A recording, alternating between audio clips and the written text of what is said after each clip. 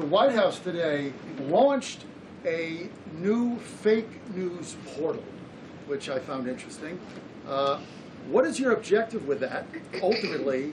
And are you going to name the news networks, and are you also going to name some of the correspondents, some which may be here today? Yes, we are. I'm glad you noticed.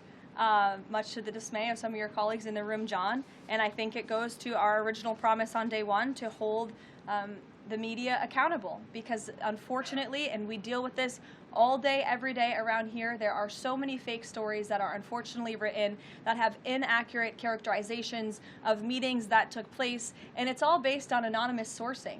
And you know, the standard for journalism, unfortunately, has dropped to such a historic low in this country.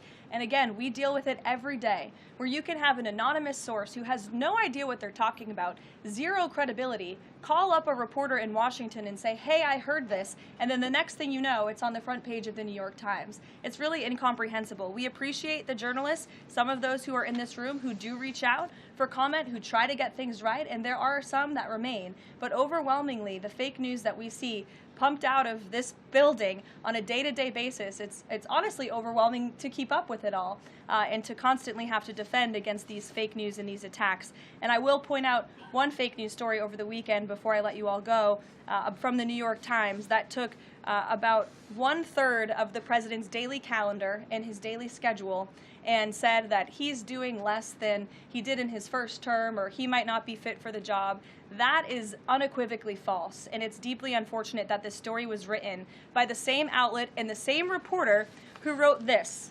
Biden is doing 100% fine after tripping while boarding Air Force One.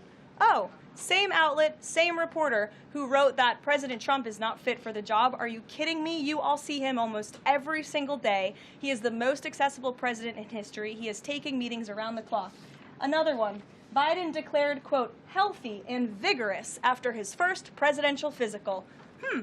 I don't see headlines like that too often about this president. Again, same reporter, same outlet who wrote falsely over the weekend that President Trump is not fit for the job. I can assure you he absolutely is. You all see that with your own eyes on a daily basis, and the president's physician has now given you all 3 detailed reports on the state of the president's health.